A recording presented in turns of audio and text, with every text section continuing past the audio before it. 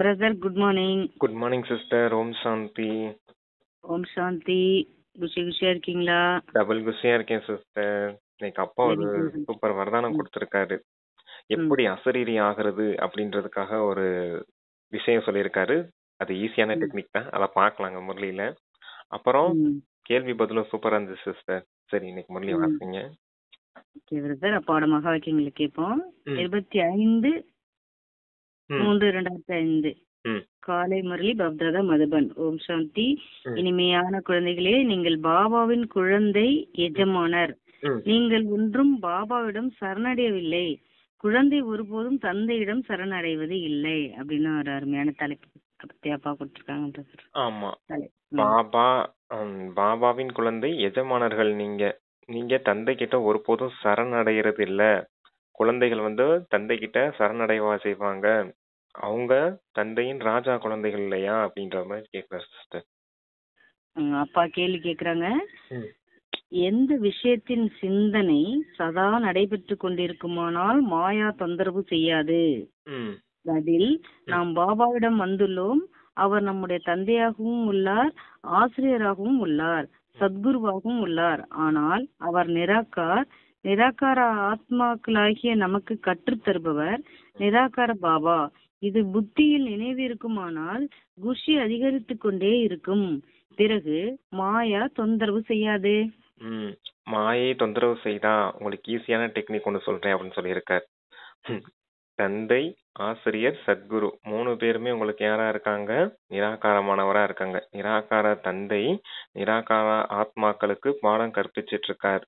இந்த நினைவு புத்தியில சிந்தனை செய்துகிட்டே இருந்தீங்க அப்படின்னா உங்களுக்கு குஷியின் அளவு அதிகரிச்சுக்கிட்டே இருக்கும். மாயை ஒருபோதும் தொந்தரவு செய்யாது அப்படின்னு சொல்லியிருக்காரு சிஸ்டர். அப்பா சொல்றாங்க. ஓம் சாந்தி. திருமூர்த்தி தந்தை குழந்தைகளுக்கு புரிய வைத்துள்ளார்.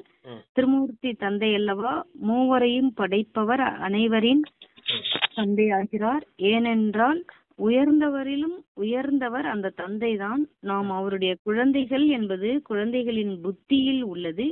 எப்படி பாபா பரந்தாமத்தில் வசிக்கிறாரோ அதுபோல் ஆத்மாக்கள் நாமும் அங்கே வசிப்பவர்கள். பாபா இதையும் புரிய வைத்துள்ளார். இது டிராமா. நடக்கின்ற அனைத்தும் டிராமாவில் கல்பத்தில் ஒரு முறை மட்டுமே நடைபெறுகின்றது.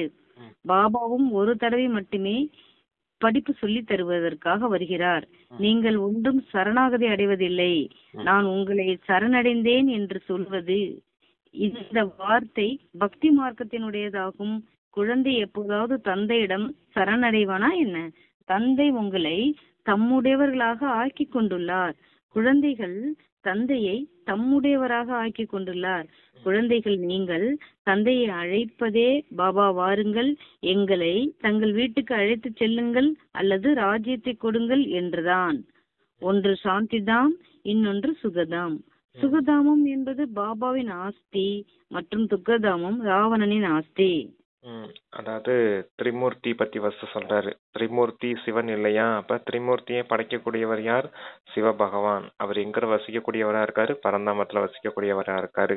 ஆத்மாக்களா நீங்களும் உங்க பரந்தாமத்துலதான் இருந்தீங்க. இது நாடகம். இந்த நாடகத்துல ஆத்மாக்களாகிய நீங்க டிராமானுசாரம் பார்ட் பிளே பண்றதுக்காக வாரீங்க. தந்தை கூட கல்பத்துல ஒரே ஒரு முறைதான் உங்களுக்கு இந்த ஞானம் சொல்லித்தரேன் அப்படின்றத சொல்றாரு சிஸ்டர். அப்புறம் தந்தை அந்த சுகதாமத்தை ஸ்தாபனை செய்யறாரு.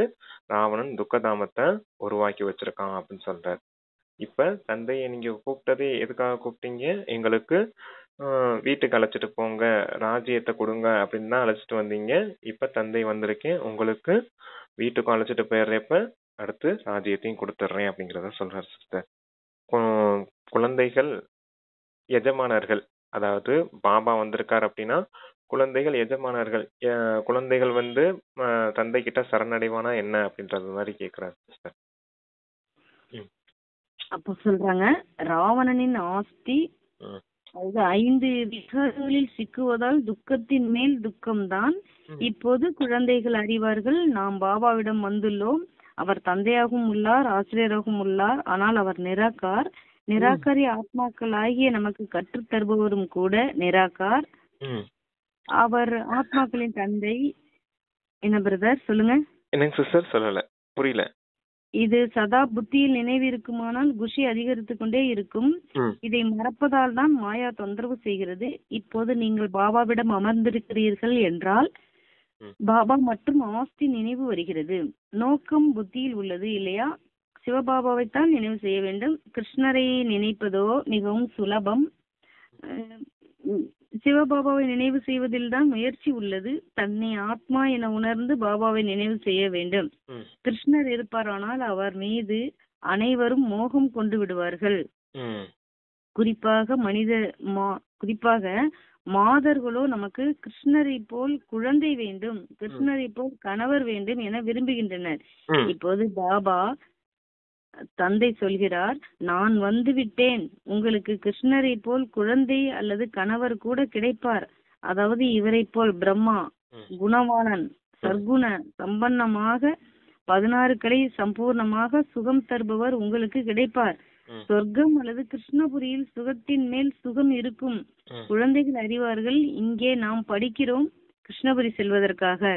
சொர்க்கத்தை தான் அனைவரும் நினைவு செய்கின்றனர் இல்லையா? யாராவது இறந்து போனால் இன்னார் சொர்க்கவாசி ஆகிவிட்டார் என்று சொல்கின்றனர்.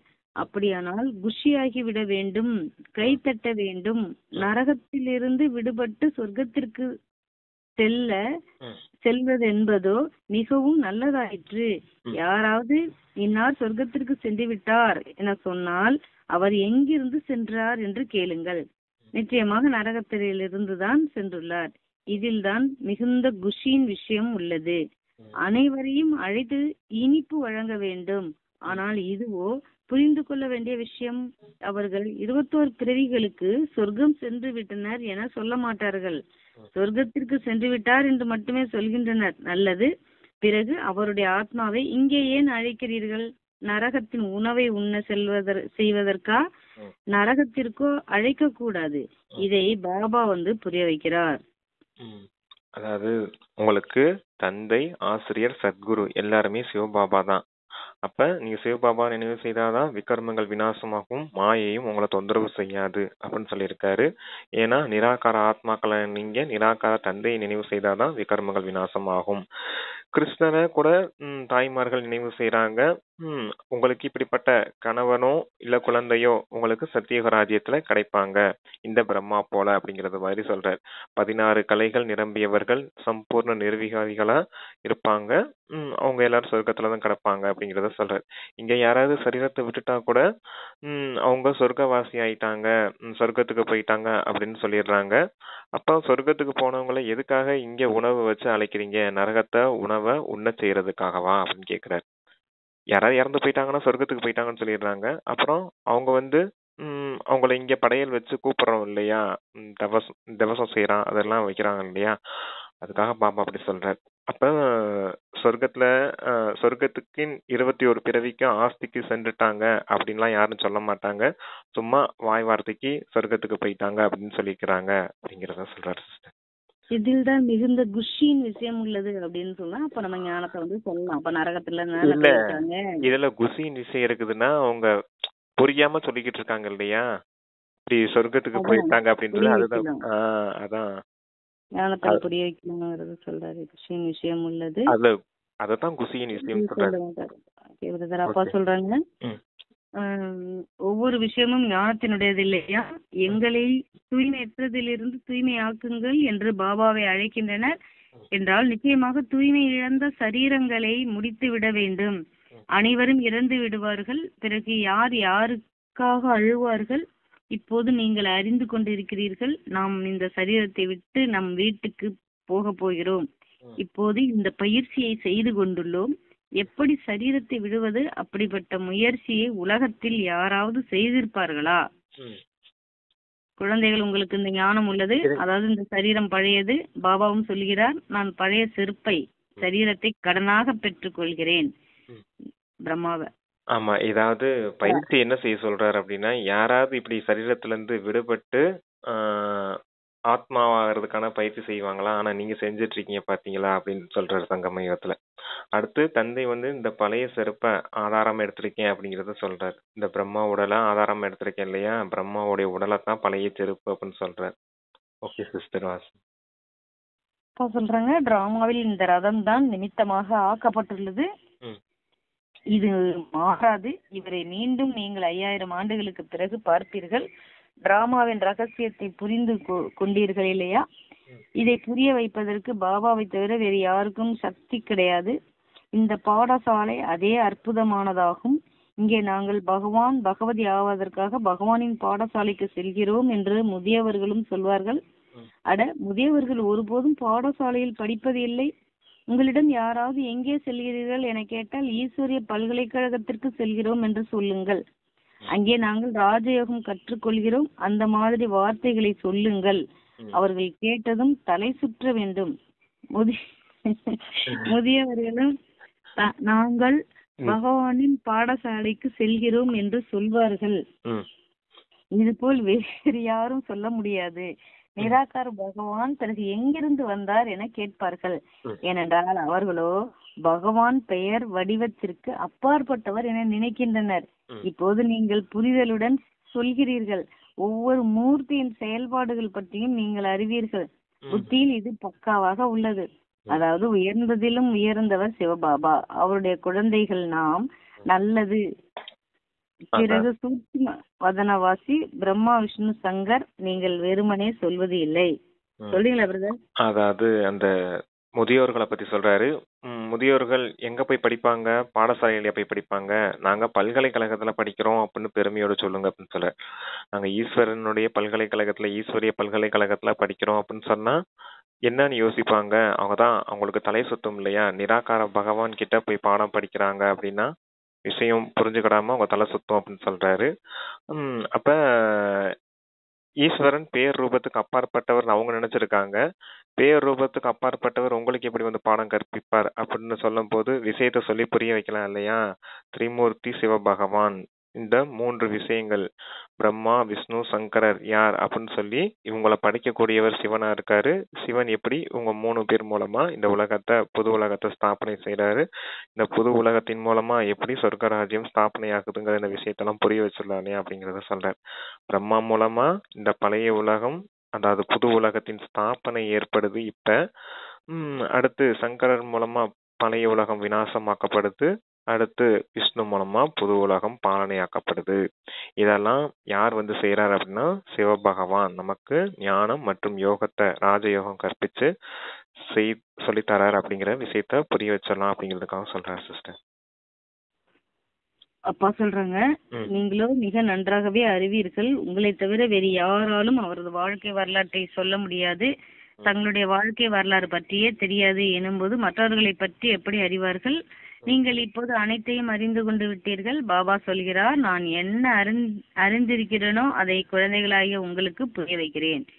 ராஜ்யத்தையும் பாபாவை தவிர வேறு யாராலும் கொடுக்க முடியாது. இந்த லட்சுமி நாராயணர் எந்த ஒரு சண்டையினாலும் இந்த ராஜ்யத்தை அடையவில்லை. அங்கே சண்டை நடப்பதில்லை. இங்கோ எவ்வளவு சண்டையிட்டுக் கொள்கின்றனர். எவ்வளவு ஏராளமான மனிதர்கள் நாம் பாபாவிடமிருந்து தாதா மூலமாக ஆசையை அடைந்து கொண்டிருக்கிறோம் என்று இப்பொழுது குழந்தைகளாகிய உங்கள் மனதினுள் இது வர வேண்டும். அதாவது அந்த லட்சுமி நாராயணனை பாருங்க, எந்த ஒரு சண்டையினாலையும் அவங்க ராஜ்யத்தை அடையல. யோக பலத்தால, ஞான பலத்தால தான் அந்த ராஜ்யத்தை அடைஞ்சிருக்காங்க. ஆனா இங்க பாருங்க எவ்வளவு சண்டையிட்டு இருக்காங்க அப்படின்னு. நாம இப்ப இந்த பிரம்மா தந்தையின் மூலமா, சிவபாபா கொடுக்கற ஞானத்தின் மூலமா நம்ம ஆஸ்தி அடைஞ்சுக்கிட்டு இருக்கோம் அப்படிங்கிற இந்த குஷி உங்களுக்கு இருக்கணும் அப்படின்னு சொல்லியிருக்காரு சார். அப்பா சொல்றாங்க, என்னை மட்டுமே நினைவு செய்யுங்கள். அப்படி இல்லாமல் நான் யாருக்குள் பிரவேசமாகிறனோ அவரையும் நினைவு செய்யுங்கள் என சொல்வது இல்லை. என்னை மட்டுமே நினைவு செய்யுங்கள் என்றுதான் சொல்கிறார். அந்த சன்னியாசிகள் தங்கள் நிழற்படத்தை பெயருடன் கூடவே கொடுக்கின்றனர். ஆமா, அந்த சன்னியாசிங்க பேரை கொடுத்துட்டு இந்த இதுதான் குரு மந்திரம்னு சொல்லிட்டு இந்த குருவோட மந்திரத்தை உச்சரிச்சுட்டே இருங்க அப்படின்னு சொல்லுவாங்க.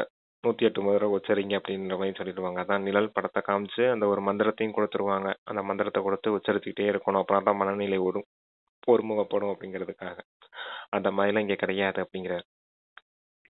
அப்பா சொல்றாங்க, சிவபாபாவின் போட்டோ எப்படி எடுப்பார்கள்? பிந்தி மீது பெயர் எப்படி எழுதுவார்கள்? பிந்தி மீது சிவபாபாவின் பெயர் எழுதுவார்களானால் பிந்தியை காட்டிலும் பெயர் பெரிதாகிவிடும். புரிந்து கொள்ள வேண்டிய விஷயம் இல்லையா? ஆக குழந்தைகளுக்கு மிகுந்த குஷி இருக்க வேண்டும். நமக்கு சிவபாபா படிப்பு சொல்லி தருகிறார். ஆத்மா படிக்கிறது இல்லையா? சமஸ்காரங்களை ஆத்மா தான் எடுத்து செல்கிறது. இப்போது பாபா ஆத்மாவுக்குள் சமஸ்காரங்களை நிரப்பிக் கொண்டிருக்கிறார். அவர் தந்தையாகவும் இருக்கிறார், ஆசிரியராகவும் இருக்கிறார், குருவாகவும் இருக்கிறார். எதை பாபா உங்களுக்கு கற்றுத் தருகிறாரோ அதை நீங்கள் மற்றவர்களுக்கும் கற்றுக் கொடுங்கள். ஆத்மா சம்ஸ்காரத்தை எடுத்துட்டு போகணும். அதுக்காகத்தான் தந்தை இந்த யோக பயிற்சியை செய்ய வைக்கிறார். தந்தை உங்களுக்கு தந்தையாகவும் இருக்கிறார், ஆசிரியராகவும் இருக்கார், சத்குருவாகவும் இருக்கார். அந்த ஆத்மா உணர்வுல நீங்க இருக்கணும். அதான் பிந்தி ரூபம்னு சொல்லியிருந்தார் இல்லையா? அதான் பிந்த ரூபத்துல நீங்க ஆகணும். அதுக்காகத்தான் இந்த பயிற்சி செய்ய வைக்கிறார். அப்புறம் சிவ பகவான் அப்படின்னு அந்த பேரை பிந்தி மேல எழுதுனா பிந்தியை விட பேர் பெருசாயிடும். அதனால உங்களுக்கு குஷி இருக்கணும் அப்படின்னு சொல்லியிருக்கார். அந்த நினைவு செஞ்சு பார்க்கணும்.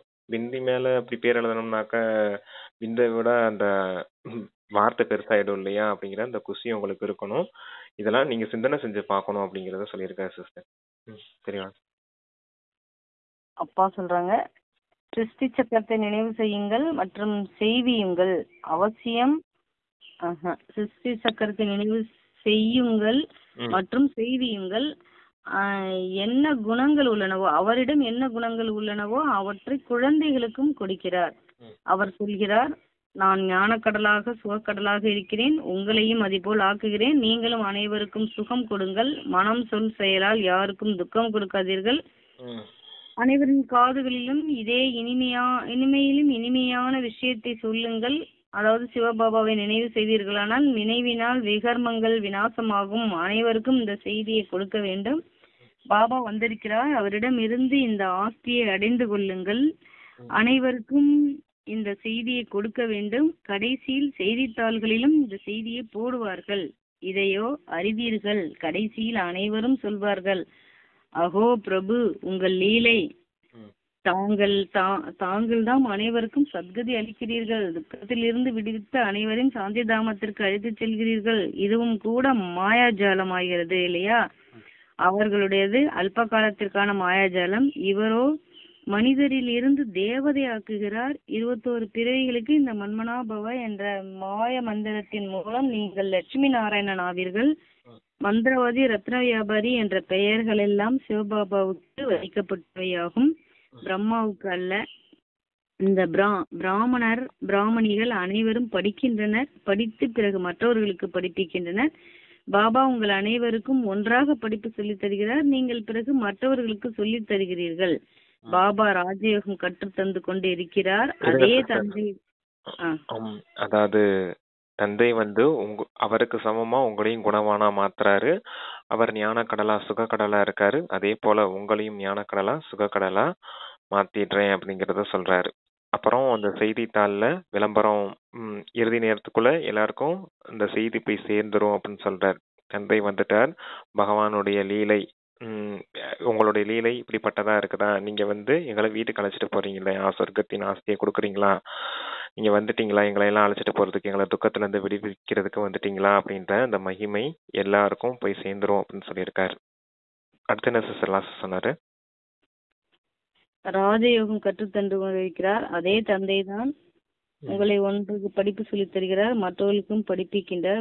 பிராமணிகள் பத்தி சொன்னாரு, லட்சுமி நாராயணன் பத்தி சொன்னாரு, மந்திரவாதி மந்திரவாதிலாம் சொன்னாரு, மன்மனாபவ சொன்னாரு. அவ்வளவுதான். அந்த மந்திரவாதி ரத்ன வியாபாரி எல்லாம் சொல்ற மகிமை எல்லாம் யாருக்குன்னா சிவபாபாக்கு தான், ஆனா பிரம்ம பாபாக்கு இல்ல அப்படிங்கறத சொல்ற.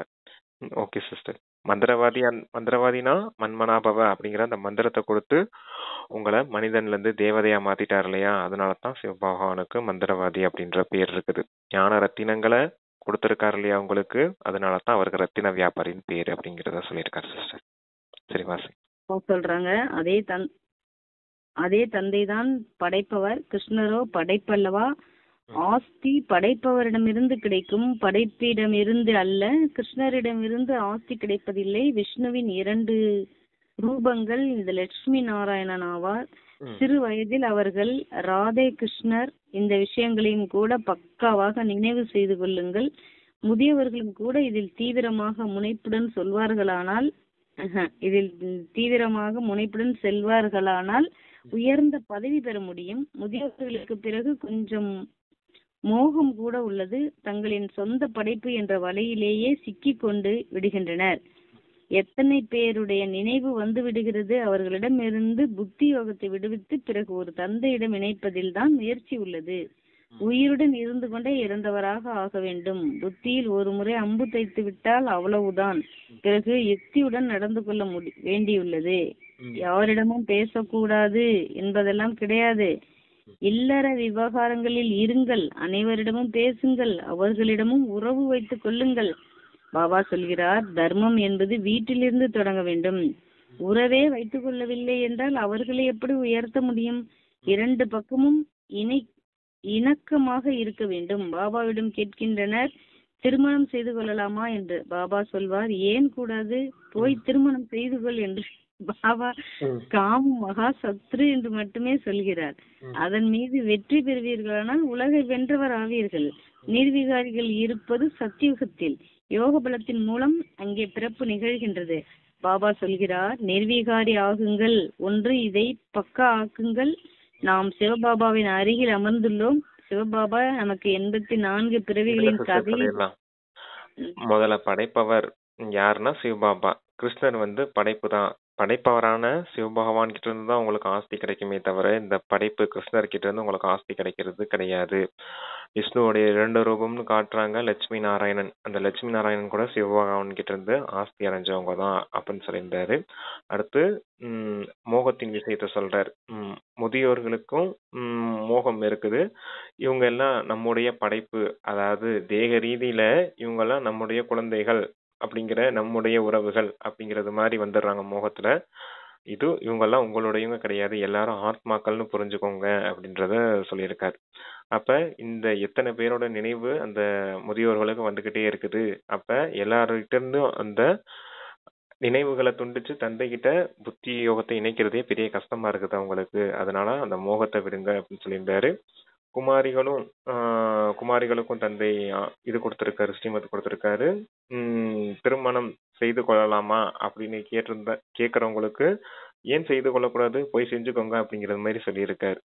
எதுக்காக அப்படி சொல்றாருன்னா, கொஞ்சம் திட்டுறது மாதிரி, கொஞ்சம் கோபத்துல சொல்லியிருப்பார். கோபம்னு கிடையாது, கொஞ்சம் அதட்டி சொல்லியிருக்காரு. செய்து கொள்ளணும், செய்து கொள்ளுங்க, ஆனா காமத்துல விழுந்துடக்கூடாது. விகாரம் மிகவும் மோசமானது. காமத்தை வென்றுட்டீங்கன்னா உலகத்தை வென்றவராயிடுவீங்க. ஆனா இப்ப திருமணம் செய்துட்டு காமத்துல விழுந்தீங்கன்னா என்ன ஆகும்? மொத்தமா எல்லாத்தையும் இழந்துடுவீங்க இல்லையா அப்படிங்கறத சொல்றாரு. திருமணம் ஒன்றும் தப்பு கிடையாது, ஆனா காம விகாரம் தான் தப்பு அப்படிங்கிறத சொல்றாரு. சத்தியுகத்துல கூட லட்சுமி நாராயணன் திருமணம் செய்திருக்காங்க, ஆனா விகாரிகளாவா இருந்திருக்காங்க, நிர்விகாரிகளா இருந்திருக்காங்க இல்லையா? இப்ப யாரும் திருமணம் செய்துக்கிட்டு நிர்விகாரியா இருக்க முடியாது. அதுக்காகத்தான் அப்பா திருமணம் செய்து கொள்ளக்கூடாது அப்படின்னு சொல்லியிருக்காரு. நீங்க அடுத்த பிறவியில லட்சுமி நாராயணனா உயர்ந்த பதவி அடையணும், ராஜ்ய சிம்மாசனம் அடையணும்னா இப்ப காமத்தை வென்றவர்களா ஆகுங்க அப்படின்னு சொல்லியிருக்காரு சிஸ்டர். சரிங்களா? அப்பா சொல்றாங்க, சிவபாபா நமக்கு 84 பிறவிகளின் கதையை சொல்கிறார். இந்த சிருஷ்டி சக்கரம் எப்படி சுற்றுகிறது. முதலில் தேவி தேவதைகள் சதோ பிரதானமாக வருகின்றனர். பிறகு புனர்ஜென்மம் எடுத்து எடுத்து தமோ பிரதானமாக ஆகின்றனர். உலகம் பழையதாக அசுத்தமாக ஆகின்றது. ஆத்மாதான் தூய்மை இழைக்கிறது இல்லையா? இங்குள்ள எந்த ஒரு பொருளிலும் சாரம் கிடையாது. எங்கே சத்தியுகத்தின் பழங்கள் பூக்கள் எங்கே? இங்குள்ளவை எங்கே? அங்கே ஒருபோதும் புளிப்பான பழைய பொருட்கள் இருப்பது இல்லை. நீங்கள் அங்குள்ளதை பற்றிய சாட்சாத்காரமும் பார்த்து வருகிறீர்கள். அந்த பழங்கள் பூக்களை கொண்டு வர வேண்டும் என்று உங்களுக்கு எண்ணம் வருகிறது. ஆனால் இங்கே வந்ததும் அது மறைந்து விடுகின்றது.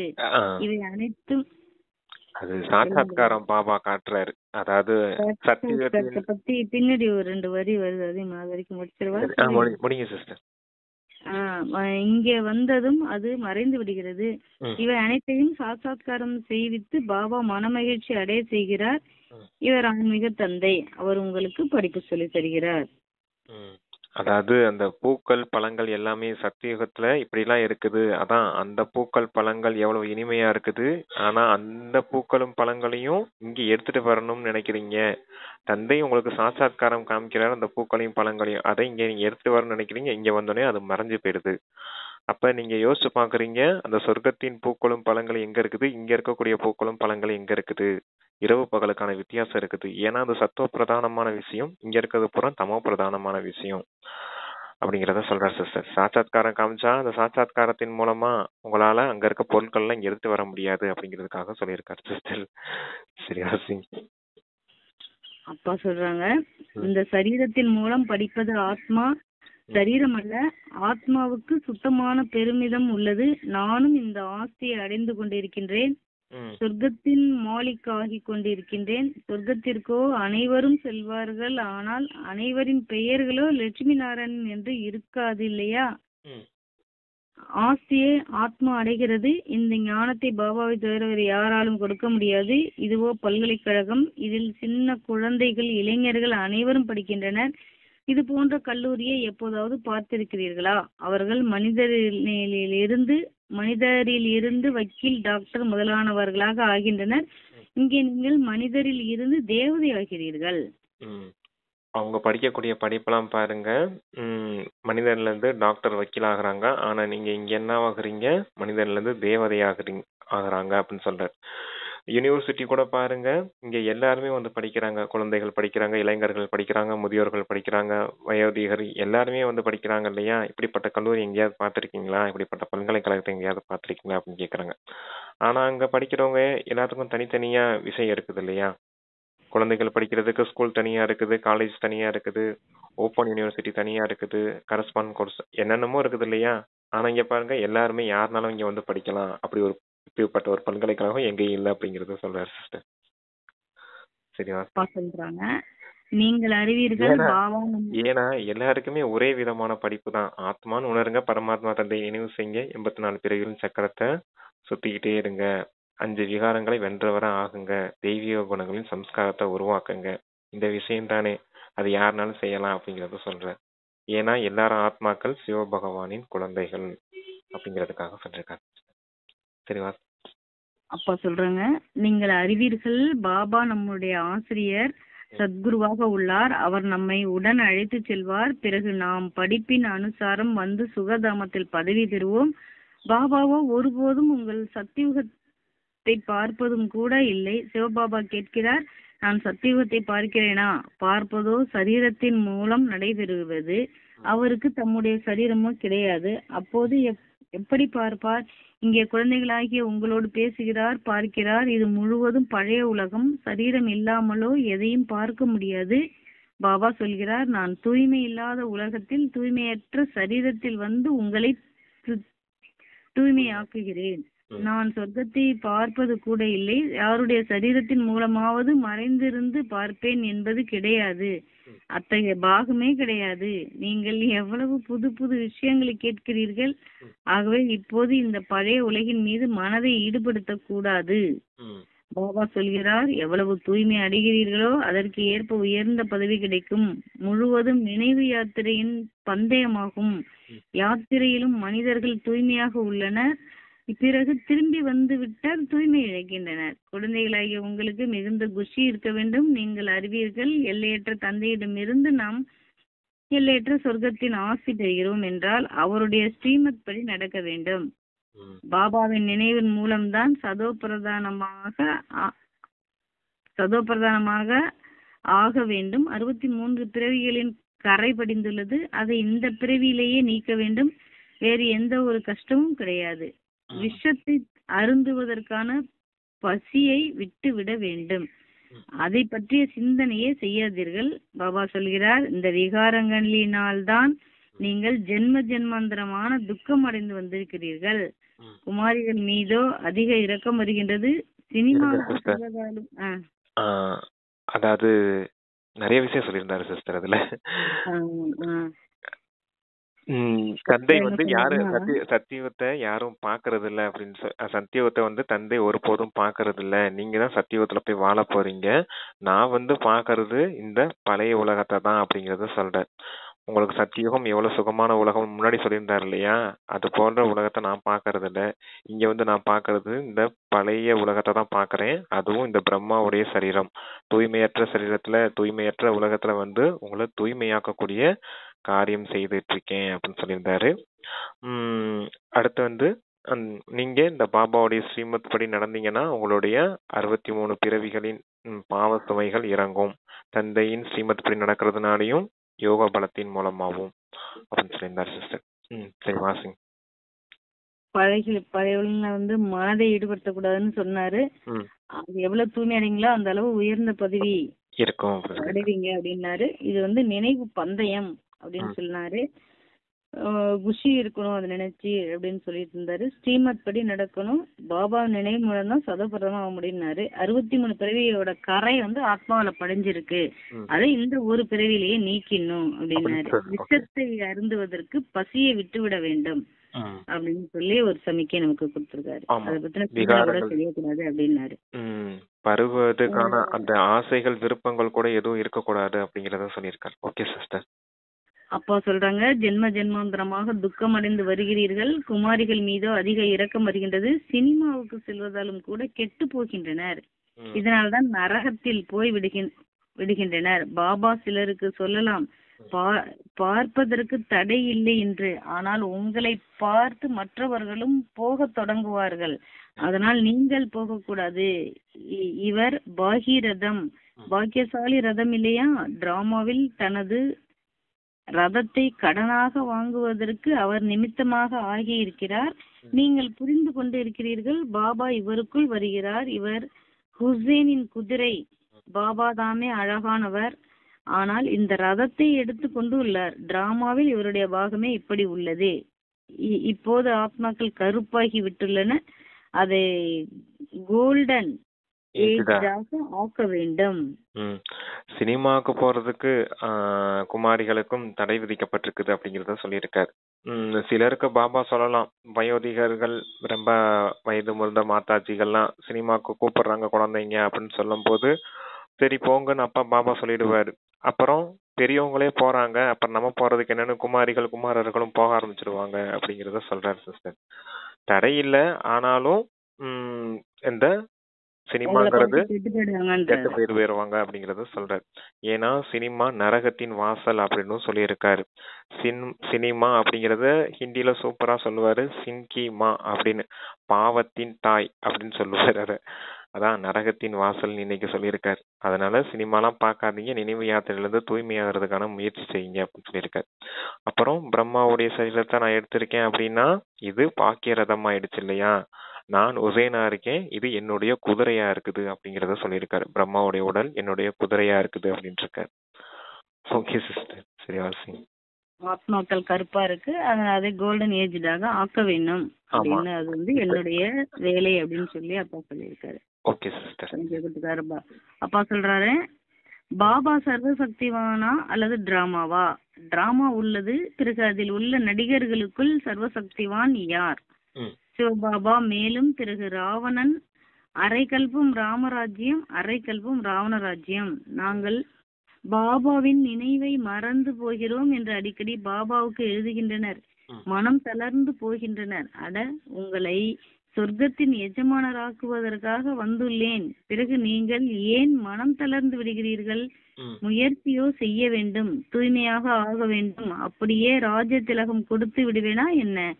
ஞானம் மற்றும் யோகத்தின் மூலம் தானாகவே தனக்கு ராஜ திலகம் கொடுத்து கொள்வதற்கான தகுதியை உருவாக்கி கொள்ள வேண்டும். பாபாவை நினைவு செய்து கொண்டே இருப்பீர்களானால் நீங்கள் தாமாகவே ராஜ திலகத்திற்கு தகுதியுடையவர்களாக ஆகிவிடுவீர்கள். புத்தியில் உள்ளது சிவபாபா நம்முடைய இனிமையான தந்தை, ஆசிரியர், சத்குருவாக இருக்கிறார். நம்மையும் மிக இனிமையானவர்களாக ஆக்குகிறார். நீங்கள் அறிவீர்கள், நாம் கிருஷ்ணபுரிக்கு அவசியம் செல்வோம். ஒவ்வொரு 5000 ஆண்டுகளுக்கு பிறகும் பாரதம் நிச்சயமாக சொர்க்கமாகும், பிறகு நரகமாக ஆகின்றது. செல்வந்தர்களுக்கு இங்கேயே சொர்க்கம் என்றும் ஏழைகள் நரகத்தில் உள்ளனர் என்றும் மனிதர்கள் நினைக்கின்றனர். ஆனால் அப்படி இல்லை, இது நரகமே தான். அச்சா, நிறைவேற்று. அதாவது டிராமா பெரிசா இல்ல தந்தை பெரியவரா, அதாவது தந்தை சர்வசக்திவானா இல்ல டிராமா சர்வசக்திவானா அந்த மாதிரி கேட்டிருக்காரு. டிராமா இருக்குது, அதுல இருக்க நடிகர்கள் இருக்காங்க இல்லையா, அவங்கள யாரு சர்வசக்திவான் அப்படின்னு தான் பார்க்க முடியும் அப்படிங்கிற. சிவபாபாவும் சர்வசக்திவானா இருக்காரு, ராவணனும் சர்வசக்திவானா இருக்கான். அரைக்கல்பம் ராமராஜ்யம் நடக்குது, தந்தையின் தந்தை மூலமா ஸ்தாபிக்கப்பட்ட அந்த சொர்க்கத்தின் ராஜ்யம் நடக்குது, அரை கல்பம் ராவணின் ராஜ்யம் நடக்குது அப்படின்னு சொல்லியிருக்கார். இந்த டிராமாக்குள்ள இந்த விஷயங்கள் நடக்குது. இந்த டிராமாக்குள்ள நடக்கக்கூடிய விஷயங்களை வச்சுதான் சர்வசக்திவான் யார் அப்படிங்கிறத சொல்ல முடியும் அப்படின்னு சொல்லியிருக்கார். நீங்க தந்தையை நினைவு செய்யணும். நினைவு செய்யறதுனால எங்களால அடிக்கடி பாபாவை நினைவு செய்ய முடியல அப்படின்னு தந்தைக்கு லெட்டர் எழுதுறாங்க, மனம் உடைஞ்சு போயிடுறாங்க. ஏன் மனம் உடைஞ்சு போறீங்க நீங்க? நான் உங்களுக்கு சொர்க்கத்துக்கே எஜமானராக வந்திருக்காரு, சொர்க்கத்திற்கே அதிபதியாக்க வந்திருக்கேன் அப்படின்னா நீங்க குஷியோட எல்லாம் இருக்கணும். உங்களுக்கு அப்படியே தூக்கி சொர்க்க ராஜ்யத்தை கொடுத்துருவோம்னா என்ன? நினைவின் மூலமா தூய்மையாகணும். நீங்க எந்த அளவுக்கு தூய்மையாகிறீங்களோ அந்த அளவுக்கு தான் உங்களுக்கு ராஜ்ய பதவியின் பாக்கியமும் கிடைக்கும் அப்படின்னு சொல்லியிருக்காரு. அடுத்து தந்தை உங்களை தந்தை இனிமையான தந்தையாவும் இருக்காரு, ஆசிரியராகவும் இருக்காரு. சொல்லிட்டேன் சிஸ்டர். தந்தை அதான் தந்தையாவும் இருக்காரு, ஆசிரியராக இருக்கும், சத்குருவாவும் இருக்காரு, இனிமையானவரா இருக்காரு. அதே போல உங்களுக்கு அவருக்கு சமமா உங்களையும் இனிமையானவரா ஆக்கிறேன் அப்படின்னு சொல்லியிருக்காரு. அடுத்து கிருஷ்ணபுரியை பத்தி சொல்லியிருந்தாரு இல்லையா? ஐயா 5000 வருஷத்துக்கு ஒரு முறை நீங்க இப்ப கிருஷ்ணபுரிக்கு போறீங்க அப்படிங்கறத சொல்லியிருக்காரு சிஸ்டர். அப்புறம் இந்த ஏழைகளை பத்தி சொல்லியிருந்தாரு. இங்க ஏழைகளுக்கு நரகம், செல்வந்தர்களுக்கு சொர்க்கம் போல இருக்குதுன்னு மனிதர்கள் சொல்லிடுறாங்க. ஆனா இது நரகம் தான் அப்படின்னு சொல்லியிருக்காரு. மொத்தமா இது கலியுகம்னாலே என்ன? துக்கத்தின் யுகம் அப்படிங்கறத சொல்லியிருக்காரு. நீங்க எல்லாரும் சத்தியுகத்துக்கு போக போறீங்க. 5000 ஆண்டுக்கு பிறகும் பாரதம் நிச்சயமா சொர்க்கமா மாறும் அப்படின்னு நமக்கு நம்பிக்கை விட்டுறாரு. ஆமா, அப்பா சொல்றாங்க. இனிமேலும் இனிமையான சொல்றீங்களா பிரதர்? வாசிங்க. இனிமேலும் இனிமையான தேடி கண்டெடுக்கப்பட்ட செல்ல குழந்தைகளுக்கு தாயின் தந்தையுமான பாப்தாதாவின் அன்பு நினைவுகள் மற்றும் காலை வணக்கம். ஆன்மீக குழந்தைகளுக்கு ஆன்மீக தந்தையின் நமஸ்தே நமஸ்தே. தாரணைக்கான முக்கிய சாரம். அதுல ஃபர்ஸ்ட் பாயிண்ட், சினிமா என்பது நரகத்திற்கு செல்வதற்கான வழியாகும். அதனால் சினிமாவை பார்க்க கூடாது. நினைவு யாத்திரை மூலம் தூய்மையாகி உயர்ந்த பதவி பெற வேண்டும். இந்த பழைய உலகின் மீது மனதை ஈடுபடுத்தக்கூடாது. மனம் சொல் செயலால் யாருக்கும் துக்கம் கொடுக்க கூடாது. அனைவரின் காதுகளிலும் இனிமையிலும் இனிமையான சொற்களை சொல்ல வேண்டும். அனைவருக்கும் பாபாவை நினைவுபடுத்த வேண்டும். புத்தி யோகத்தை ஒரு பாபாவிடம் இணைக்க வேண்டும். சினிமா நரகத்தின் வாசலா இருக்குது. நீங்க சினிமா பார்த்து டைம் வேஸ்ட் பண்ண வேணாம். நினைவு யாத்திரையில இருந்து தூய்மையாகுங்க. எண்ணம் சொல் செயலால யாருக்கும் துக்கம் கொடுக்காதீங்க. தந்தையிடம் புத்தி யோகத்தை இணைக்கிறதுக்கான முயற்சி செய்துகிட்டே இருங்க அப்படின்னு சொல்லியிருக்கேன். Okay sister. அப்பா வரதானம் கொடுக்கறாங்க. நினைவு என்ற சுவிட்சை ஆன் செய்து ஒரு நொடியில் அசரீரி நிலையை அனுபவம் செய்யக்கூடிய அன்பான புத்தி உடையவர் ஆவீர்களாக. எங்கு இறை அன்பு இருக்கிறதோ அங்கு அசரீரி ஆவது ஒரு நொடியின் விளையாட்டிற்கு சமானமாகும். எப்படி சுவிட்ச் ஆன் செய்த உடனேயே இருள் நீக்கி விடுகிறது, அது போல அன்பான புத்தி உடையவராகி நினைவு என்ற சுவிட்ச் ஆன் செய்தீர்கள் என்றால் தேகம் மற்றும் தேகத்தின் உலகத்தின் நினைவு என்ற சுவிட்ச் ஆஃப் ஆகிவிடும். இது ஒரு நொடியின் விளையாட்டு ஆகும். வாயால் பாபா என்று கூறுவதற்கு கூட நேரம் பிடிக்கும், ஆனால் நினைவில் கொண்டு வருவதற்கு நேரம் பிடிக்காது. இந்த பாபா என்ற வார்த்தை தான் பழைய உலகை மறப்பதற்கான ஆன்மீக அணுகுண்டு ஆகும். உங்களுக்கு இறை அன்பு இருந்துச்சு அப்படின்னா ஒரு நொடியில நீங்க அசரீரி ஆகிட முடியும் அப்படின்னு சொல்லிருக்காரு. இதுதான் அன்பு புத்தி உடையவர்களின் அடையாளம் அப்படின்னு சொல்லியிருக்காரு. எப்படி லைட் போடணும்னா சுவிட்ச் ஆன் பண்ணோடனே லைட் எரியுது பார்த்தீங்க இல்லையா? அது போல உங்க நினைவின் சுவிட்ச் ஆன் பண்ணோடனே அசரீரி ஆகணும் அப்படிங்கிறத சொல்லியிருக்காரு. அப்ப எப்படி சுவிட்ச் ஆன் பண்ணோன்னு லைட் எரியுது, இருள் மறைஞ்சு போயிருது. அதே போல நீங்களும் சுவிட்ச் நினைவுங்கிற சுவிட்ச் ஆன் பண்ணோடனே ஆத்ம உணர்வு வந்துட்டீங்க அப்படின்னா இந்த பழைய உலகம், பழைய தேகத்தின் இந்த நினைவுகள் எல்லாம் சுவிட்ச் ஆஃப் ஆயிடும் அப்படின்னு சொல்றாரு. அதாவது இருள் மறைஞ்சு போறது மாதிரி இந்த தேக உலகம் தான் இருள் போன்றது, அதுவும் மறைஞ்சு போயிடும் அப்படின்னு சொல்றாரு. இதுதான் ஒரு நொடியின் விளையாட்டாகும் அப்படின்னு சொல்றாரு. பாபா அப்படிங்கிற அந்த வார்த்தைய சொல்லும் போது கூட நினைவு அதிகமாகும். அதாவது அந்த செகண்ட் கணக்குல வித்தியாசம் வந்துடும். ஆனா நினைவுல தந்தை நினைவை கொண்டுட்டு வர்றது ஒரு நொடியின் விளையாட்டு அப்படின்னு சொல்லியிருக்காரு சிஸ்டர். அப்ப அந்த பாபா அப்படிங்கிற அந்த வார்த்தை தான் ஆத்மீக அணுகுண்டாகும். பழைய உலகத்தை மறப்பதற்கான ஆத்மீக அணுகுண்டாகும் அப்படின்னு சொல்லியிருக்காரு. Super word sister last. வரதானம் அதை நம்ம எடுத்துக்கலாம். அன்னைக்கு இதுல வரதானம். பாபா என்ற வார்த்தை தான் பழைய உலகத்தை மறப்பதற்கான ஆத்மீக அணுகுண்டு. சரிங்க சிஸ்டர். அப்பா ஸ்லோகன் கொடுக்கறாங்க. தேக உணர்வு என்ற மண்ணின் சுமையிலிருந்து அப்பாற்பட்டு இருந்தீர்கள் என்றால் டபுள் லைட் ஃபரிஸ்தாகி விடுவீர்கள். தேக உணர்வு தான் மண்ணுக்கு சமமானது. அந்த மண்ணு தான் உங்களை சுமையுடையதா ஆக்குது. நீங்க அந்த இதுல இருந்து விடுபட்டீங்கன்னா தான் டபுள் லைட் பரிசுதான் ஆக முடியும் அப்படின்னு சொல்லியிருக்காரு. இங்க டபுள் லைட் அப்படின்னா ஒன்னு ஆத்மாங்கிற லைட்டு, இன்னொன்னு நான் வெயிட்லெஸ் சுமை இல்லாம லேசா இருக்கேன்னு அர்த்தம். அப்பதான் டபுள் லைட் பரிசுதான் சொல்ல முடியும். உங்களை வெயிட்லெஸ் ஆகாம வெயிட் ஆக்குறது எது, சுமையுடையதா ஆக்குறது எதுனா இந்த மண்ணு. இந்த மண்ணுங்கிறது எது, அந்த தேக உணர்வு. தேக உணர்வு எதனால ஏற்படுது? தேகத்தின் நினைவுனால, தேக உறவுகளின் நினைவுகளால, தேக பொருட்களின் நினைவுனால, தேக உலகாய விஷயங்களின் நினைவுனால, இதனால ஏற்படுறது அந்த தேக உணர்வு. அதுதான் அந்த மண்ணுக்கு சமமானது. உங்களை வெயிட் ஆக்குது, வெயிட்லெஸ் ஆக வர்றது இல்ல. இதுல இருந்து விடுபடுங்க, அப்பதான் டபுள் லைட் பரிசு தான் ஆவீங்க அப்படின்னு சொல்லியிருக்காரு சிஸ்டர். எத்தனை முறை திருப்பி திருப்பி சொன்னாலுமே டபுள் லைட் பரிசுதான் ஆகும்னா அந்த 4 விஷயங்கள் வந்து நீங்க விடுபடாம பரிசுதான் ஆகவே முடியாது. தேகம், தேக உறவுகள், தேக பொருட்கள், தேக உலகாய விஷயங்கள். இதுல இருந்து விடுபட்டாதான் உங்களால பரிசுதான் ஆக முடியும். அதைத்தான் தேக உணர்வு, தேக மண்ணுன்னு சொல்லியிருக்காரு. பரிசுத்தாக்கள் எப்பவுமே மண்ணுல கால் வைக்க மாட்டாங்க இல்லையா? எப்பவும் பறந்துகிட்டே தானே இருப்பாங்க. மண்ணை விட்டு அவங்க விலகி பறந்துகிட்டு தானே இருப்பாங்க. அப்படிங்கிறதுக்கு தான் பறக்கும் பரிசுதான் அப்படின்னு சொல்லுவார். சரிங்க சிஸ்டர், எல்லாமே அதே விஷயம்தான். அவ்வியக்த சமிக்கை சத்தியம் மற்றும் பண்பாடு என்ற கலாச்சாரத்தை கடைபிடியுங்கள். சத்தியத்தை பகுத்தறிதல் என்பது எண்ணம், சொல், செயல், சம்பந்தம், தொடர்பு அனைத்திலும் தெய்வீக தன்மையின் உணர்வு ஏற்படுவது. ஒரு சிலர் நானும் எப்பொழுதும் உண்மையே பேசுகிறேன் என்பார்கள். ஆனால் பேச்சு அல்லது செயலில் தெய்வீகத்தன்மை இல்லை என்றால் உங்களுடைய உண்மை மற்றவர்களுக்கு உண்மை என்று தோன்றாது. எனவே சத்தியத்தின் சக்தி மூலமாக தெய்வீக தன்மையை தாரணை செய்யுங்கள். ஏதாவது சகித்து கொள்ள வேண்டி வந்தாலும் பயப்படாதீர்கள். சத்தியம் காலத்திற்கு ஏற்ப சுயம் நிரூபிக்கப்பட்டுவிடும். அதாவது சத்தியத்தின் பகுத்தறிதல் என்பது என்ன அப்படின்னா, எண்ணம், சொல், செயல், சம்பந்தம் தொடர்புல தெய்வீக உணர்வு, தெய்வீக தன்மை இருக்கணும். அந்த சொல்லுலயும் செயல்லையும் குறிப்பா அந்த தெய்வீக தன்மை மற்றவர்களுக்கு அனுபவமாகும் ஆகணும். அப்பனாத்தான் உங்களுடைய உண்மை உண்மையாக்கப்படும். இல்லாட்டினா அந்த தெய்வீக தன்மை இல்லை அப்படின்னா, அந்த எண்ணம், சொல், செயல், சம்பந்தம் தொடர்புல அந்த தெய்வீக தன்மை இல்லைன்னா உங்களுடைய உண்மை உண்மைன்னு புரிஞ்சுக்கிட மாட்டாங்க அப்படிங்கிறத சொல்லியிருக்காரு.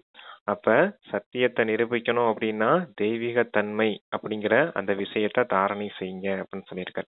சத்தியம், தெய்வீக தன்மை, இது 2 இருந்தாதான் உண்மை கூட நிரூபிக்கப்படும் அப்படின்னு சொல்லியிருக்காரு. அப்ப எதையாவது சகிச்சுக்கிடணும் அப்படின்னா கூட சகிச்சுக்கிடுங்க, பயப்படாதீங்க அப்படின்னு சொல்லியிருக்காரு.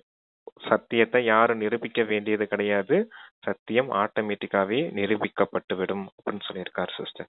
சத்தியத்தை யாருமே ப்ரூவ் பண்ண வேண்டியதே கிடையாது. அது ஆட்டோமேட்டிக்கா ப்ரூவ் ஆகிற விஷயம். அதனால யார் உங்களை தொந்தரவு செய்தாலும் அதை சகித்து கொள்ளுங்க. சகிச்சுக்கிற வேண்டியதா இருந்தா சகிச்சுக்கிறோங்க. ஆனா ஒருபோதும் உங்களுடைய தெய்வீக தன்மையை மட்டும் இழந்துடாதீங்க அப்படின்னு சொல்லியிருக்காரு. அதான் இங்கிலீஷ்ல சொன்னா don't lose your divine qualities, divine characters, divine personality எப்படினாலும் வச்சுக்கலாம். எப்பவுமே அந்த தெய்வீக தன்மையை மட்டும் நம்ம விட்டுறக்கூடாது. அதனாலதான் அப்பா சொல்லுவாரு, உங்களுக்கு தெய்வீக குணங்களின் சம்ஸ்காரம் வேண்டும். ஆத்மா அந்த சம்ஸ்காரத்தை மட்டுமே எடுத்துட்டு போகும் அப்படின்னு சொல்றதுக்கு காரணம் அதுதான். என்ன நடந்தாலும் சரி, என்னுடைய தெய்வீக குணத்தை நான் இழக்க மாட்டேன் அப்படின்றது மட்டும் இருந்தா போதும். Okay sister. ஓகே பிரதர், பாபாவுக்கு நன்றி. Thanks brother. ஓம் சாந்தி. ஓம் சாந்தி. தேங்க்யூ பாபா.